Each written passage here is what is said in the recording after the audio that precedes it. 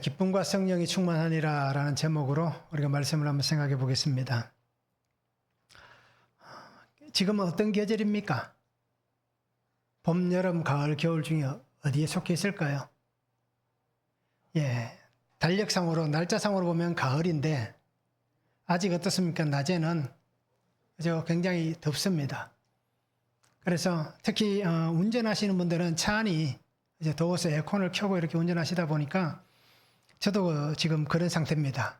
감기가 왔다 갔다 하고 있습니다. 그래서 약을 먹기도 하고 또 그렇습니다. 그래서 낮에는 더워서 에어컨을 켜고 오후에는 저녁에는 선선해서 또 그냥 다니다 보니까 이렇게 몸 체온이 잘 조절이 잘 되지 않는 것 같습니다.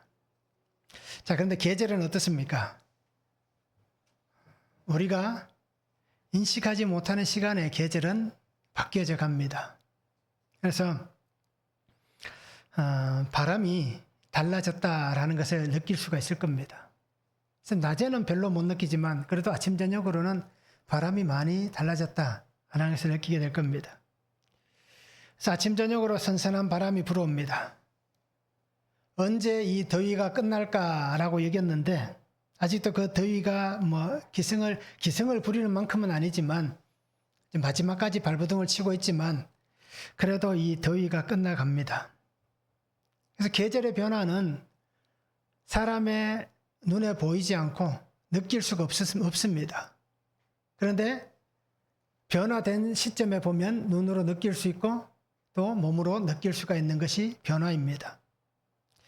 그래서 이제 단풍이 서서히 들어갈 겁니다. 이미 단풍이 아름답게 든 지역도 있을 것이고요. 또 단풍이 예쁘게 들어야 되는데 이미 낙엽이 다 떨어져서 단풍이 들지 않을 것 같은 그런 곳도 있을 것입니다. 그런데 우리가 분명히 기억하는 것은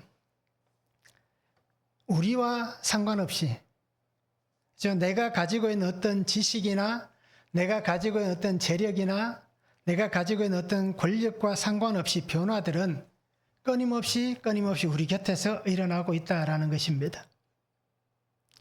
시간은 멈출까요? 멈추지 않을까요? 안 멈출 겁니다. 누구에게나 시간은 멈추지 않습니다. 그런데 영화나 드라마에 보면 어떻습니까?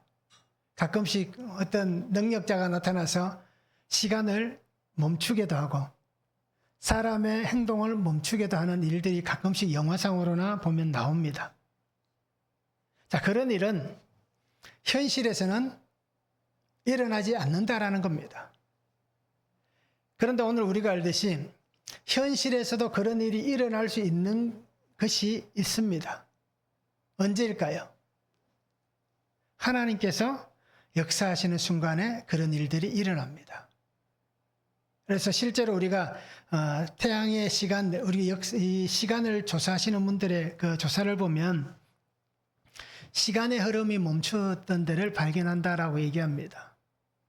그 시간이 언제냐? 우리가 가장 잘 알고 있는 성경에 나와 있었던 여호수아 시대 때 그런 일들이 있었던 것을 발견했다라고 얘기합니다. 그러니 우리는 할 수 없는 이 시간의 멈춤을 누구는 할 수 있다는 겁니까? 하나님은 하실 수 있다는 겁니다. 그것이 우리가 그냥 성경에 기록되어져 있으니까 그냥 그런갑다라고 여기실 것이고, 믿는 사람들이 어떻게 보면 자기들 조치에 빠져서 그렇게 얘기한다라고 얘기할 수도 있을 겁니다. 그런데 실제로 어떻습니까? 성경에 기록된 그 시간대와 역사가 흘러왔던 그 시간대가 맞다라고 얘기합니다. 그래서 그 시간에 멈춤의 때가 있었다라고 하는 것들이 학자들의 어떤 그런 연구를 통해서 밝혀졌다는 것입니다. 자, 이렇듯 오늘 우리가 이 시간의 흐름 속에 살아갑니다. 이 시간의 흐름 속에 사는 우리에게 조금씩 변화는 일어납니다. 조금씩 다른 모습으로 우리에게 자연은 찾아옵니다. 그러면 이제 겨울이 오면 화려했던 그 한여름의 시간들은 끝이 나잖아요. 그렇다 우리 성도들에게도 저에게도 마찬가지라 우리에게도 이제 겨울이 찾아옵니다. 이미 겨울이신 분도 있을 거예요. 그런데 이미 나는 겨울이다 라고 하시는 분도 계시겠지만 모두에게는 시간은 정해져 있습니다. 하나님께서 우리에게 정하신 때가 분명히 있는 겁니다. 그러면 내 시간이 얼마 남았는지 우리는 알지 못합니다. 그럼에도 우리가 기억해야 되는 것은 무엇입니까? 이제 우리가 살아온 시간이 길다 보면 어떻습니까? 이제 내가 살아갈 시간은 얼마 남지 않았다라는 것을 다들 인식을 하실 거예요. 그러면 이 얼마 남지 않은 시간 동안에 우리는 어떻게 해야 될까요? 우리의 변화되고, 그죠? 하나님 기뻐하시고 하나님께서 우리에게 원하시는 그러한 아름다운 열매가 있는 그런 삶을 우리가 준비하고 마무리할 수 있는 그러한 우리의 시간이 되면 참 좋겠습니다. 그래서 우리가 마지막 우리의 죽음 앞에서 그래도 우리가 하나님 앞에 할 수 있는 얘기가 뭡니까? 하나님, 그래도 제가 잘 살았습니까? 라고 얘기할 수 있는, 제가 그래도 하나님 잘 살지 않았습니까? 주님 주신 그 믿음 안에서 그 말씀을 따라 살면서 내게 부탁하신 일들을 힘들지만 그래도 잘했고, 그래도 하나님 내가 잘 살지 않았습니까? 라고 얘기할 수 있는 그런 우리의 삶이 되면 좋겠습니다. 이 대사는 우리가 잘 아는 그 국제시장에 나오는 대사입니다. 그죠? 아들이 아버지의 영정 사진을 두고 얘기하잖아요. 마지막 그 늙은 노인이 되어서 죽음을 앞둔 그가 아버지 앞에 하는 얘기입니다. 아버지, 그래도 제가 잘 살았지 않습니까? 이제 아버지 말씀 따라서 가족들을 잘 건사하고 이렇게 잘 살아왔습니다 라고 얘기하는 그 장면이 있습니다. 그게 모든 우리의 장면인 겁니다. 우리 모두가 그렇게 하나님 앞에서, 하나님, 그래도 제가 잘 살았지 않습니까? 예수님으로 인해서 내가 이렇게 잘 살았습니다 라고 얘기할 수 있는 그런 우리의 삶이 되면 참 좋겠습니다. 그래서 정말 우리가 하나님 앞에 드릴 것만 있는 인생으로 우리의 남은 시간들을 잘 마무리해 갈 수 있는 우리 성도님들 되면 참 좋겠습니다. 오늘 말씀을 한번 보시기 바랍니다. 바울과 바나바 또 함께 사역하는 사람들이 말씀을 전합니다. 그런데 오늘 성경에 보면 연결돼서 얘기합니다. 다음 안식일에도 이 말씀을 전하라 라고 얘기합니다. 그래서 다음 안식일에 그들이 말씀을 전하러 회당에 가니 어떤 일이 벌어졌습니까? 온 시민이 거의 다 하나님의 말씀을 듣고자 모였다라고 말씀합니다. 그런데 유대인들은 시기와 비방이 가득합니다. 그래서 바울의 말을 반박하여 그들은 얘기합니다. 그런데 놀라운 것은 영생을 주시기로 작정된 자는 다 믿더라 라고 말씀합니다. 그래서 제자들은 그곳에서 쫓겨나지만 기쁨과 성령이 충만하였다라고 오늘 말씀을 하고 있습니다. 기쁨과 성령이 충만한 삶을 살아가려면 어떻게 해야 되느냐? 첫 번째는 구속사의 말씀이 들려야 합니다. 42절에서 43절입니다. 그들이 나갈새 사람들이 청하되 다음 안식일에도 이 말씀을 하라 하더라. 회당의 모임이 끝난 후에 유대인과 유대교에 입교한 경건한 사람들이 많이 바울과 바나바를 따르니 두 사도가 더불어 말하고 항상 하나님의 은혜 가운데 있으라 고난이라 말씀합니다. 자, 비시디의 안디옥에서 말씀을 전했습니다. 그런데 놀라운 것은 무엇입니까? 그들이 전한 말씀입니다. 바울과 바나바가 어떤 말씀을 전했느냐? 그것은 바로 구속사의 말씀을 전한 겁니다. 우리가 알듯이 스데반 집사가 백성들 앞에서 전한 말씀이 뭡니까? 똑같은 구속사의 말씀을 전한 거예요. 자, 이들도 똑같습니다. 예수님으로 인해서 죄사함을 얻었다. 예수님 때문에 의롭다 하심을 받았다.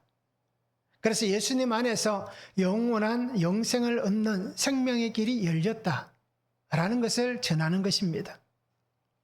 그런데 그것을 언제부터 전하느냐? 우리 조상 때부터 하나님께서 이렇게 말씀하셨고 이렇게 이루셨고 지금 예수님까지 왔다라는 것을 전하는 겁니다. 이것이 구속사의 말씀입니다. 영원한 생명의 말씀입니다.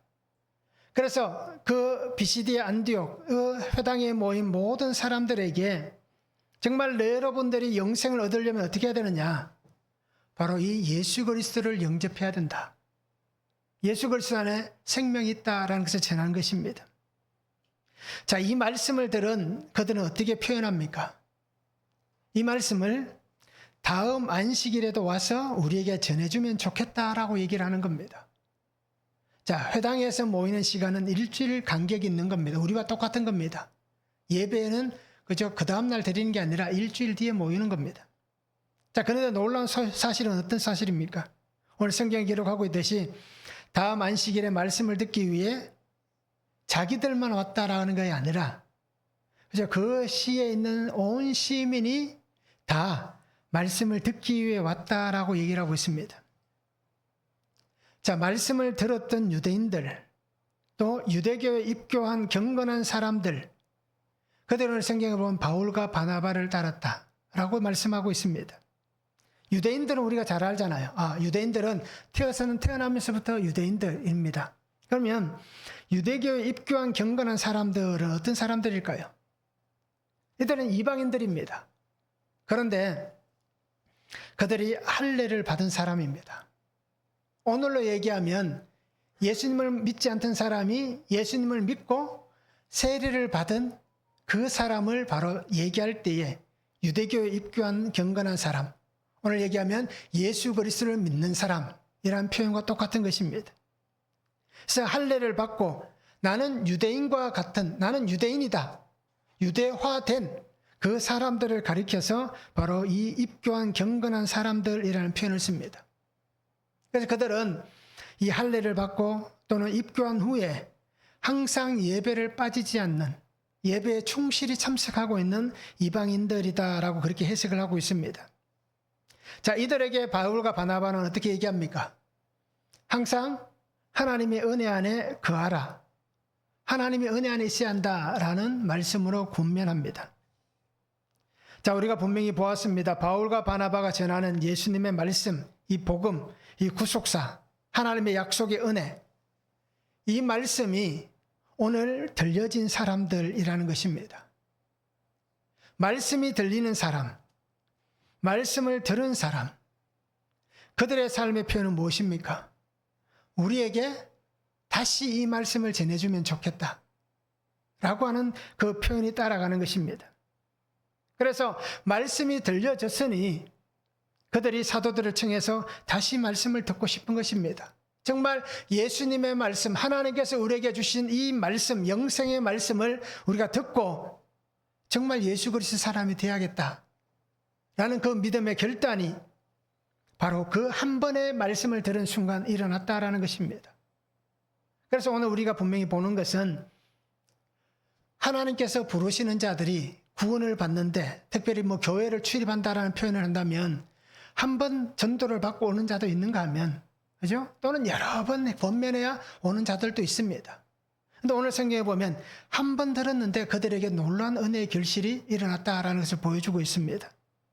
사도행전 10장 34절과 35절에 보면 베드로가 입을 열어 말하되 내가 참으로 하나님은 사람의 외모를 보지 아니하시고 각 나라 중 하나님을 경외하며 의를 행하는 사람은 다 받으시는 줄 깨달았도다.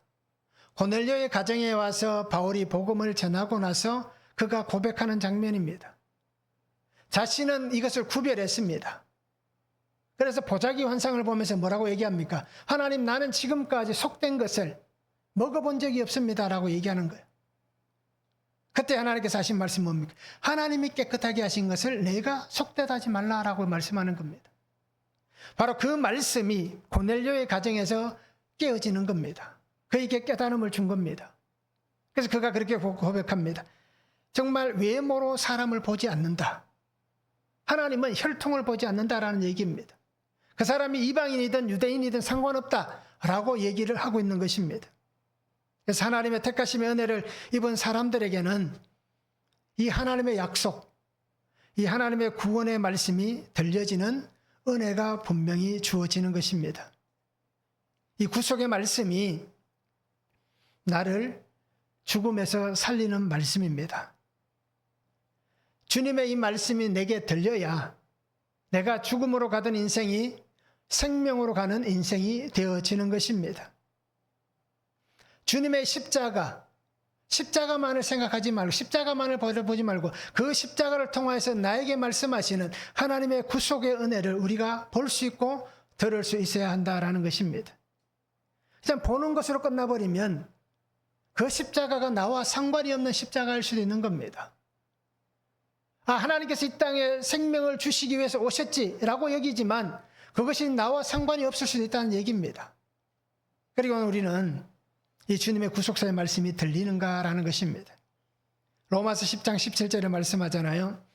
믿음은 들음에서 난다라고 얘기합니다. 들음은 예수님의 말씀으로 말미암았다라고 바울이 얘기를 하고 있습니다. 그래서 들어야 믿음이 생기고 그 들을 수 있는 그 믿음이 생기는 들음의 말씀은 뭐냐? 바로 예수 그리스도의 말씀이다 라고 얘기하는 겁니다. 이것이 하나님의 구속사의 말씀이다 라는 것을 말씀해 주고 있는 것입니다. 그래서 이 구속의 말씀이 들려야 살아나고 또 살아가는 은혜를 얻고 누리게 되는 것입니다. 말씀이 들려야 우리 날마다 말씀을 묵상하는데 기쁨이 있습니다. 기쁨이 없다 하더라도 말씀이 들려야, 그죠? 짜증은 나지 않습니다. 또 해야 되냐? 어제도 했는데 매일 해야 되냐? 말씀이 들려야 그런 게 없어지는 겁니다. 의무적으로라도 하시기 바랍니다. 저는 처음에는 그렇게 했습니다. 저도 하기 힘들었습니다. 처음부터 할 때는. 그런데 그냥 의무적으로 하는 거예요. 처음에는 그렇게 하는 겁니다. 그러다 보면 바뀌어져 가는 겁니다. 그래서 우리가 말씀이 들려야 날마다 묵상하는데 기쁨과 성령의 충만한 은혜를 우리가 누릴 수 있다는 것을 기억했으면 좋겠습니다. 한번 적용해 보시기 바랍니다. 나에게 들려진 구속의 말씀, 나를 살리신 구속사의 말씀은 무엇입니까? 나를 살리신 말씀은 어떤 말씀입니까? 한번 적용해 보시길 바랍니다. 분명히 우리에게 다 이 은혜의 말씀들이 있습니다. 그런데 내가 깨닫지 못하고 내가 아직도 말씀이 잘 들리지 않으니까 이 사건과 이 문제들을 말씀으로 어떻습니까? 해석을 못하니까 우리가 그렇게 되는 겁니다. 그래서 한번 적용해 보시면 좋겠습니다.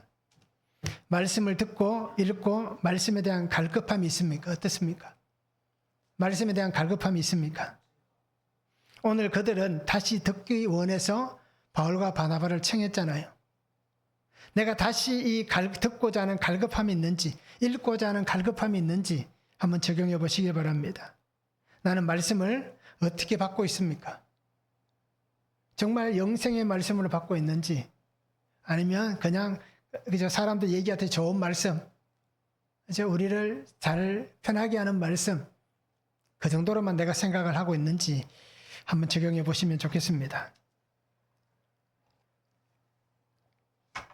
자, 두 번째는 시기와 비방에도 담대히 전해야 합니다. 44절에서 48절입니다.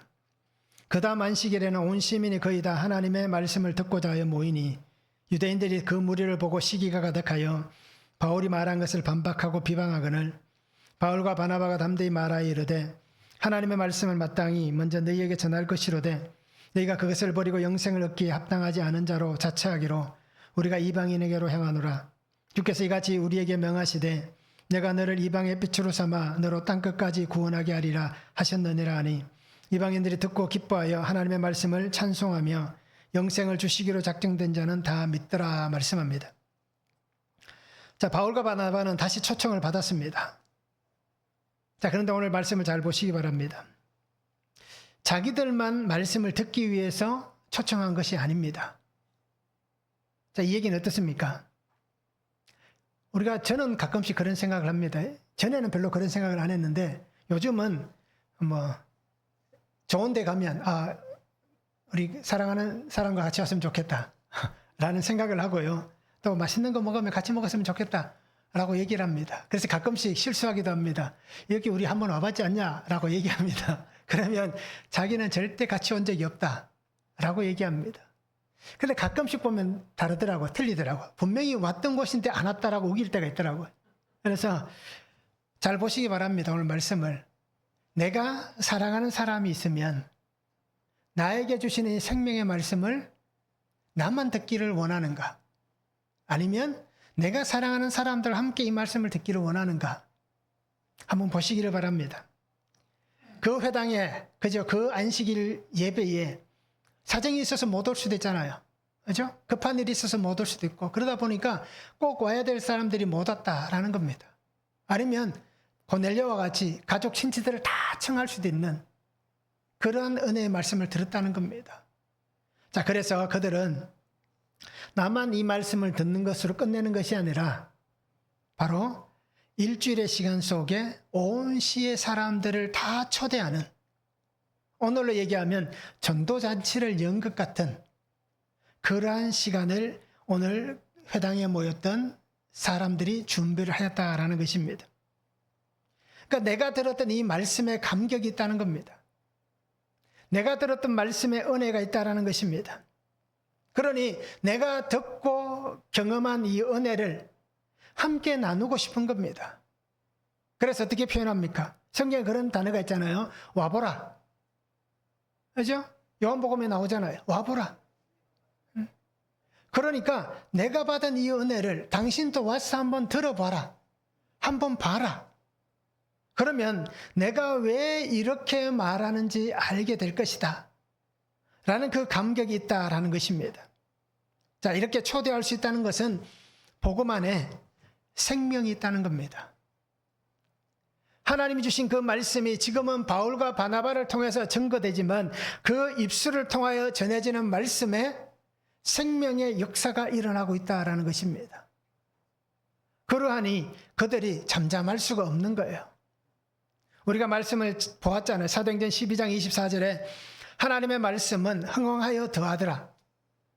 어떤 환경 속에서도 오히려 고난 속에서 하나님의 말씀이 더 흥왕하는, 그래서 이 사도행전의 역사가 계속해서 흘러가는 그런 놀라운 일들을 하나님이 행하셨던 것을 우리는 12장에서 이미 보았습니다. 그 히브리서 4장 12절 말씀에도 하나님의 말씀은 살아있고 활력이 있어 좌우의 날선 어떤 검보다도 예리하여 혼과 영과 및 관절과 골수를 찔러 쪼개기까지 하며 또 마음의 생각과 뜻을 판단하나니라고 말씀합니다. 자, 하나님의 말씀은 죽은 말씀이 아니다는 얘기예요. 살아있다는 얘기예요. 생명이 있다는 얘기예요. 그래서 이 살아있는 말씀이 어떤 검보다도 예리하다라고 얘기합니다. 그래서 이 말씀이 나에게 들어오면 나의 혼과 영과 관절과 골수를 찔러 쪼갠다는 겁니다. 내 마음의 생각과 뜻을 다 찔러 쪼개서 내 생각으로 내 마음으로 판단하는 것이 아니라 하나님의 말씀으로 변화되었다라고 표현하고 있습니다. 그렇게 이 말씀이 들려지는 사람들에게 동일한 은혜의 역사가 일어난다라는 것입니다. 말씀을 들은 그들의 삶의 현장에 놀라운 은혜의 역사가 분명히 일어났을 것입니다. 그러하니 그들이 생명의 자리로 사람들을 초대할 때에 그들이 저 사람이 회당에 갔다 오더니만 지난주에 갔다 올 때랑 다르다라고 느껴지는 겁니다. 그래서 고넬료가 자신의 가정의 형제들을, 친구들을, 이웃들을 초대한 것 같은 그 같은 마음으로 오늘 이렇게 비시디 안디옥에도 그죠? 말씀 안에 똑같은 초대가 일어나고 있다는 것입니다. 그래서 오늘 성경은 뭐라고 얘기합니까? 이 상황을 지켜보는 유대인들, 그들 속에는 시기와 비방이 가득합니다. 그리고 바울의 말을 반박합니다. 왜 그럴까요? 같은 말씀을 들었습니다. 결론 분명합니다. 말씀이 들리지 않으니 그렇습니다. 똑같은 말씀을 같은 자리에서 들었는데 말씀을 듣지 못하니, 말씀이 들리지 않으니 복음의 방해꾼이 되는 것입니다. 똑같은 여리고성에서 수없이 많은 사람들이 말씀을 들었습니다. 그런데 그 말씀을 듣고 들은 대로 산 사람은 누구입니까? 삭개오밖에 없다는 겁니다. 사람들이 가장 혐오하는 그 사람만이 말씀이 들려져서 예수님 앞에 누가 시키지도 않았는데 율법에 나와 있는 그 모든 것들을 통해서 배상하는, 그보다 더 내가 배상하겠습니다 라고 얘기하는, 자신을 고백하는 모습을 보여줍니다. 왜요? 말씀이 들린 사람은 은혜 자리로 나아가고 말씀이 들리지 않는 사람은 이렇게 방해꾼이 된다라는 것입니다. 바울이 사울일 때 이랬습니다. 우리도 예수님을 알기 전에는 분명히 이랬습니다. 지금 이 유대인들도 바로 그렇다는 것입니다. 오늘 하나님은 자신들에게 생명의 은혜를 주셨고 그들을 하나님께서 택하신 민족이라는 은혜를 주셨습니다. 그런데 그들 스스로가 어떻게 합니까?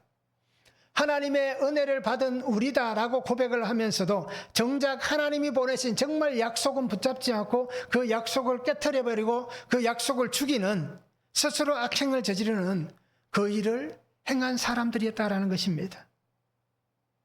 그래서 오늘 우리가 분명히 알듯이 바울과 바나바의 마음도 아팠을 거예요. 그런데 예수님의 마음은 얼마나 안타까워하셨는지 우리가 분명히 성경에서 보여주고 있습니다. 마태복음 23장 37절에 말씀합니다. 예루살렘아 예루살렘아 선지자들을 죽이고 내게 파송된 자들을 돌로 치는 자여 암탉이 그 새끼를 날개 아래 모음같이 내가 내 자녀를 모으려 한 일이 몇 번이더냐. 그러나 너희가 원하지 아니하였도다.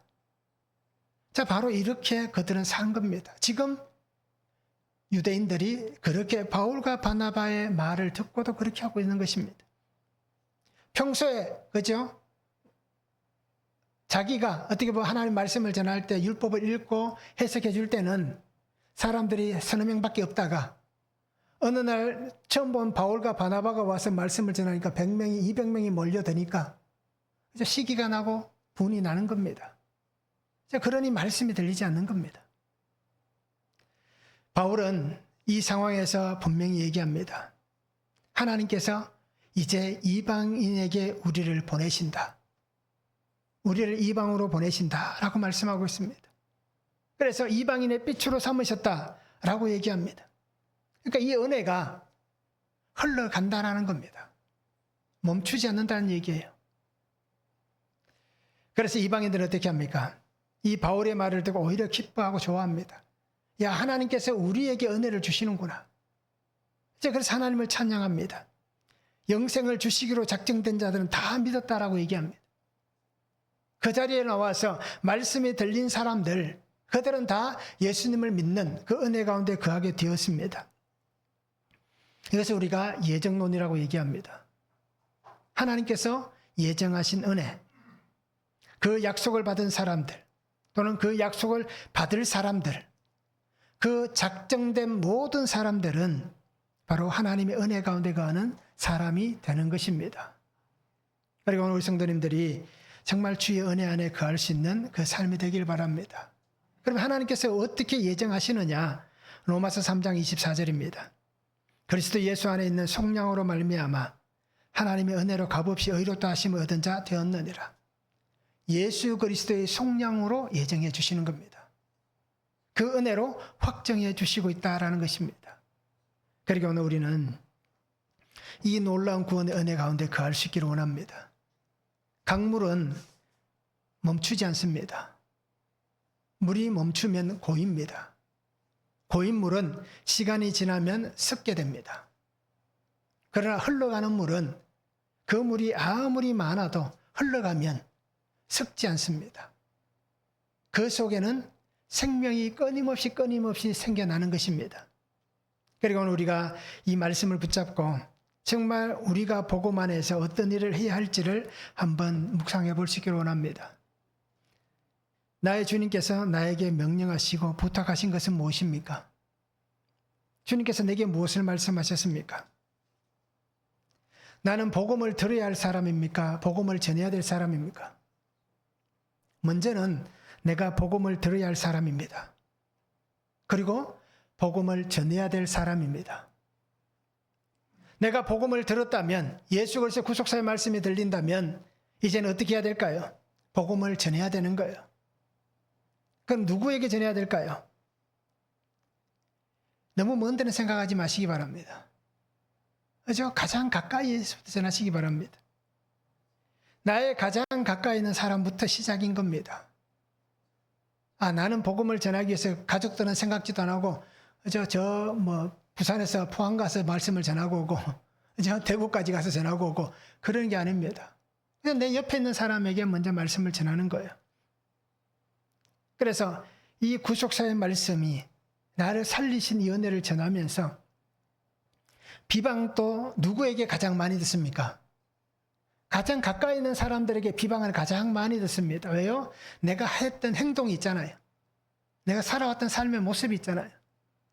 그 삶의 모습들을 하루 이틀 본 게 아니라 몇십 년, 그죠? 그의 반평생을 같이 봤다면 비방할 수밖에 없는 거예요. 그러나 우리는 어떻게 해야 될까요? 그 비방도 잘 들어야 됩니다. 그 인내할 수 있어야 됩니다. 그래서 고난도 잘 견뎌야 되고, 환난도 우리가 잘 견뎌야 되고, 어떤 사건이 일어나도 우리는 그 속에서 그 사건을 견뎌내야 하는 겁니다. 포기하지 말고 끝까지 견뎌내야 하는 것입니다. 그래야 말씀이 전해질 수 있는 것입니다. 이 싸움은 금방 끝나는 싸움이 아닙니다. 이 영적인 문제는 길고 어려운 문제인 것입니다. 그러기에 우리는 포기하지 말아야 됩니다. 그래서 내가 끝까지 주님의 말씀 안에 거하고 때가 되면 하나님께서 이루어 가실 그 은혜들을 기도하시기 바랍니다. 그래서 정말 내가 속해 있는 그 가정과 울타리 안에서 복음을 전하는데 두려워하지 말고 겁내지 마시기 바랍니다. 끝까지 말씀만 붙잡고 내가 정말 살아낸다면, 피투성이가 되어도 말씀만 붙잡고 살아내고 있다면, 그죠? 우리의 환경 속에서 하나님은 역사해 주시는 겁니다. 그래서 분명히 얘기하잖아요. 피투성이라도 살아있으라 라고 말씀하잖아요. 오늘 간증자도 그랬잖아요. 2번이나 자살하려고 했는데 그죠? 하나님께서 그 길을 막으시고 살려주시는 거예요. 그 시간에 그죠? 신문 배달 보고 올지 어떻게 알았겠습니까? 그런데 그보다 더 중요한 게 뭡니까? 이상함을 느낀 아내가 어떻게 했다고 얘기하면 기도하고 있었다라고 얘기하잖아요. 그러니까 영적으로 하나님이 느끼게 해주시는 거예요. 그러면 그러한 신호가 올 때에 우리는 주의 말씀을 붙잡고 주의 뜻 앞에 있어야 되는 겁니다. 기도해야 되는 겁니다. 그래서 그렇게 우리가 정말 피투성이라도 살아만 있으면 된다라고 그 은혜를 붙잡고 기도하시면서 우리의 이 복음을 전하기 위해서 가장 가까이 있는 우리의 가족들, 그죠? 아이고, 다시는 얼굴 안 봤으면 좋겠던 남편도, 다시는 보기 싫은 아내도, 그죠? 그렇게 복음을 전하는 겁니다. 그래서 정말 하나님의 은혜 안에 함께 주의 나라에 거할 수 있는 삶이 되면 좋겠습니다. 한번 적용해 보시기 바랍니다. 사랑하는 이들을 위해서 애통하고 안타까워하는 마음과 삶이 있습니까? 어떻습니까? 애통합니까? 안타깝습니까? 어때요? 그런 마음이 또 그러한 삶이 있는지 한번 적용해 보시길 바라고요. 또 말씀을 전하다가 비방과 시기, 반박을 당한 적이 있습니까? 그렇게 비방을 당하고 또 반박을 당했을 때에 어땠습니까? 포기했습니까? 끝까지 복음을 전했습니까? 어땠습니까? 한번 적용해 보시면 좋겠습니다. 세 번째는 박해와 쫓겨남이 있어도 기쁨과 성령의 충만함을 주십니다. 49절에서 52절입니다. 주의 말씀이 그 지방에 두루 퍼지니라. 이에 유대인들이 경건한 귀부인들과 그 신의 유력자들을 선동하여 바울과 바나바를 박해하게 하여 그 지역에서 쫓아내니 두 사람이 그들을 향하여 발에 티끌을 떨어버리고 이고니온으로 가거늘 제자들은 기쁨과 성령이 충만하니라 말씀합니다. 자, 말씀이 전해지면 전해질수록 어떤 일이 벌어집니까? 반발은 심해질 수밖에 없습니다. 우리가 알듯이 생명이 들어오면 어둠은 발악을 합니다. 그래서 사탄은 끝까지 발악을 하는 거예요. 그러니 핍박이 더 심해질 수밖에 없는 겁니다. 반발이 심해질 수밖에 없습니다. 자, 그래서 유대인들은 어떻게 합니까? 경건한 부인들, 귀부인들, 그러니까 유대교회에 이렇게 함께 예배하는, 그러니까 이방인이면서 또 이렇게 어떻습니까? 지위가 높은 권력자의 아내들라는 얘기를 씁니다. 그리고 유력한 자들, 따지고 보면 그 시내의 어떤 유지들, 그죠? 힘 있는 사람들, 그들을 선동합니다. 그래서 그들은 영적 은혜를 육적 힘을 가지고 무너뜨리고 있습니다. 그런데 분명히 보시기 바랍니다. 하나님의 역사하신 은혜는 무너지지 않습니다. 그들이 막고 무너지게 하기 위해서 세상의 권력을 이용해서 자신들의 힘을 과시하지만 어떻게 됩니까? 무너지지 않는 겁니다.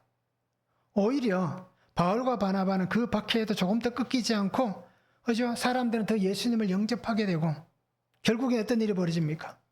기쁨과 성령이 충만한 그런 모습을 보여줍니다. 그리고 오늘 큐티 말씀에 나오잖아요. 다시 이 안디옥으로 돌아온 겁니다. BCD 안디옥으로 돌아와서 복음을 전하는 겁니다. 루스드라에 갑니다. 더베에 갑니다. 그래서 다시 그곳에 제자들을 세우고 장로들을 세우고 더 교회를 든든히 하고 다시 안디옥으로 돌아가는 그 1차 전도 여행을 끝내는 장면이 오늘 우리 큐티 말씀에 나오잖아요. 자, 이렇듯 하나님은 더 견고하게 세워가는 모습을 보여주고 있습니다. 오늘 성경에 보면 한 가지 좋은 게 어떻게 보면 정말 이런 게 있으면 안 되는데 정말 우리가 한번 생각해 봐야 될 문제가 오늘 성경에 등장합니다. 바로 발에 티끌을 떨어버렸다라는 표현입니다.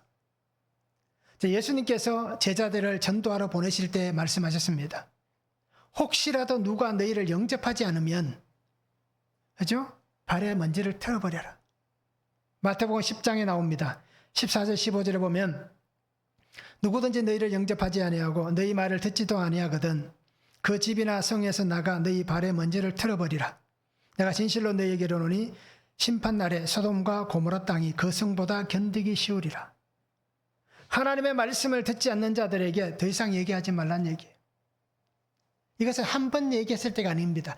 끊임없이 권면하고 권면했는데도 불구하고 그들이 말씀을 받지 않는다면 이렇게 발에 먼지를 털어버리라. 즉, 이 얘기는 어떤 얘기입니까? 당신과 나와는 상관이 없습니다 라는 것입니다. 가족끼리 너와 나는 이제 상관없다 라고 얘기하면 될까요? 부부간에 이젠 당신과 나는 상관이 없습니다 이렇게 얘기하면 될까요? 안 되잖아요. 그런데 그렇게까지 하라고 얘기하는 거예요. 왜요? 말씀을 듣지 않는다면. 그래서 오늘 우리에게 중요한 것은 바로 이겁니다. 믿음. 하나님 주신 이 은혜가 중요하다는 것입니다. 환경을 보면 기쁨과 은혜가 사라집니다. 쫓겨나는데 뭐가 기쁘겠습니까? 오늘 큐티 말씀에 보면 바울이 돌에 맞았잖아요. 돌에 맞아서 사람들이 죽은 줄 알고 버리는 겁니다. 그런데 제자들이 와서 보니까 바울이 돌에 맞아 누워있다가 제자들이 오니까 어땠습니까? 다시 일어서는 거예요. 그래서 제가 한번 생각을 해봤어요. 돌에 맞았을 때에 그 몰골이 어떨까? 상상이 되세요? 그죠? 그냥 한 대 손으로 맞아도 아픈데 돌로 맞았다 한번 생각해 보시기 바랍니다. 죽었다고 버리는 거예요. 그러면 몸이 성한 데가 없는 거예요. 얼굴도 그렇고. 온몸이 다 피투성이 다 터져 있는 거예요. 뼈가 보일 만큼 다 터져 있습니다. 자, 이렇듯 환경을 보면 기쁜 일이 없는 거예요. 감사한 일이 없는 거예요.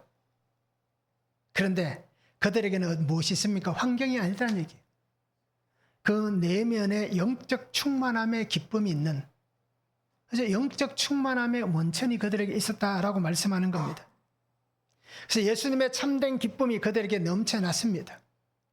그래서 그 은혜 안에서 역사하시는 성령님의 충만함이 그들의 삶의 걸음을 옮겨주시는 그 은혜의 풍성함을 지금 누리고 있다라는 것입니다.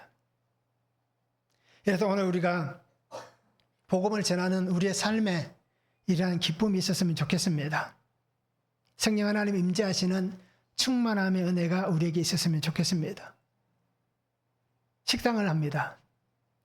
맛집이라고 얘기합니다.